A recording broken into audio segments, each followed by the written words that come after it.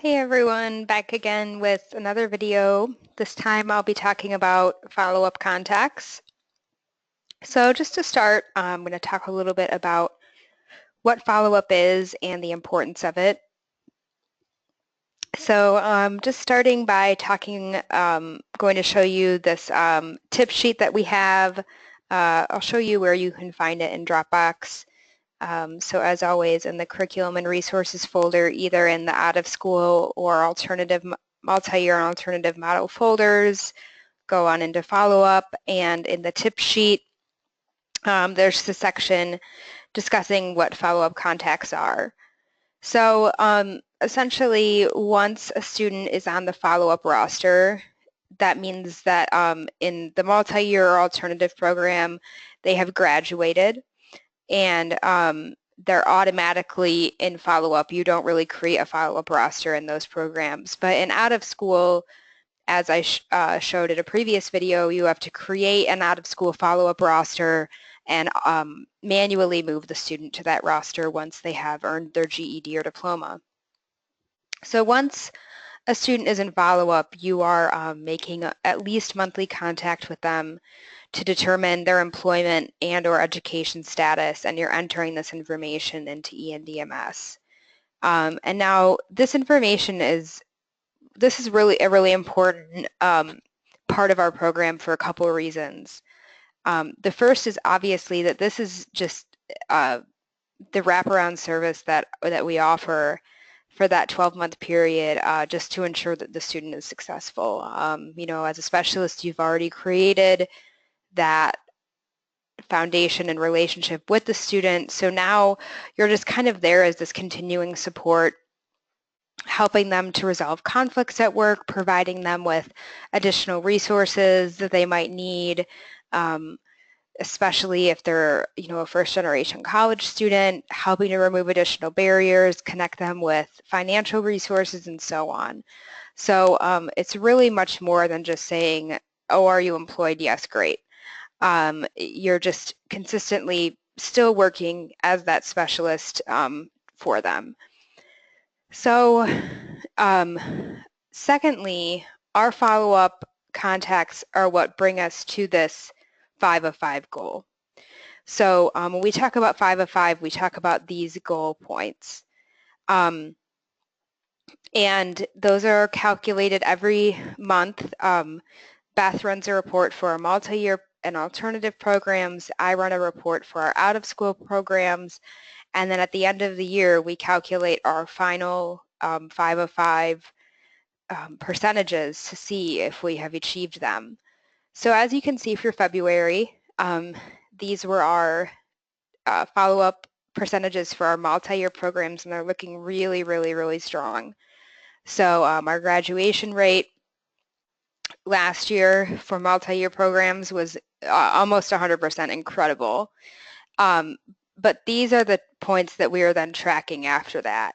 So our goal is that 60% of those graduates are in a job placement, that 80% of them achieve a positive outcome, that we have less than 5% of an unable to contact rate, that 60% are employed in a full-time job, 80% are in some kind of placement, and that 40% have a further education rate.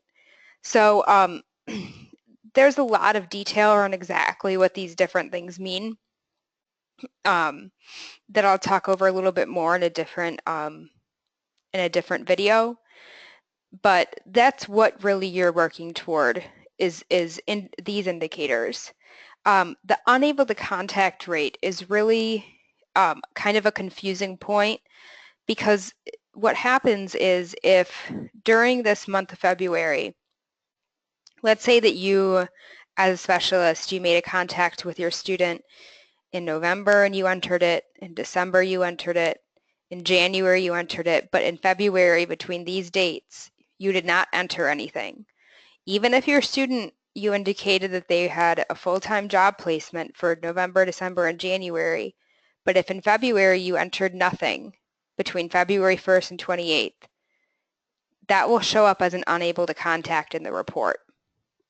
So that is partially why some of our unable to contact rates are rather high for our out-of-school programs, simply because the information is just not being entered. It isn't actually because our specialists have went in and clicked that they weren't able to contact the student. It's because the report defaults to that. So this tip sheet outlines that a little bit more right here.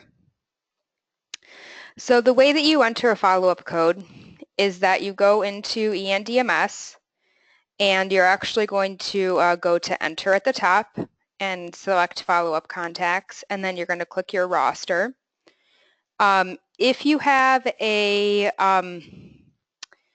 out-of-school roster, the people who will show up on here are going to be just the people in your follow-up roster.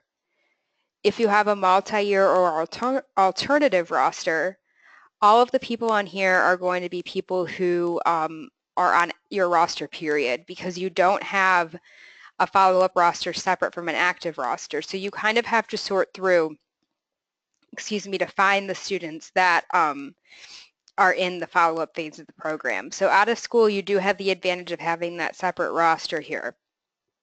You're going to then go in and enter the type of contact that you had. So who did you communicate with? Obviously, speaking directly with the participant is the best, because this is providing them with continued support. It is important every once in a while to communicate with the employer directly, just to confirm that the student is in fact employed at where they're saying, or similarly, if they're saying that they're going to school somewhere, you could communicate with a family member or a professor or whatnot. Not required, but it is just a good practice.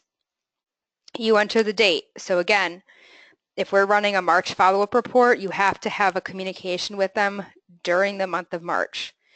If I'm entering it today, but I spoke with them on the 15th, it's fine to backdate it that way.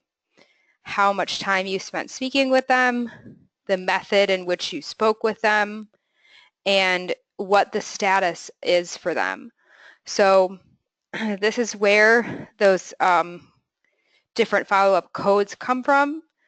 And so if it says, let's say they're working full-time and they're not going to school, now the system is going to ask, it's either going to, if you have not entered a job for the student before, it will automatically pop up a little screen asking you to enter the job information. Because I have entered a job information for this student before, I can just say it's the same existing job and then select this, submit, and I'm going to put in a summary. Let's say that they have started a school at a 2-year college. You can see here it wants me to enter all of that information before I continue. Now, I can click X and it will let me move on, but we really encourage you not to do that, because this data is, we really do use this data. It's really important to us. We go into the system all the time to look at where our students are going to school, to look at what employers they're working for. We report out to our funders, we report out to our college partners, and so on. So while it is easy to skip, because that step can be quite, it can take a little bit of time, please enter that information. So similarly, if you indicated in here that they were going through some other education program, like some kind of training, it's going to ask you to enter that information, and we would really, for our success stories, for all kinds of information, we really encourage you to enter that in here. So we'll go back and say that, I'm employed full-time. Excuse me, sorry. We'll say full-time, no school, and we'll say it's an existing job, the one that I've already entered.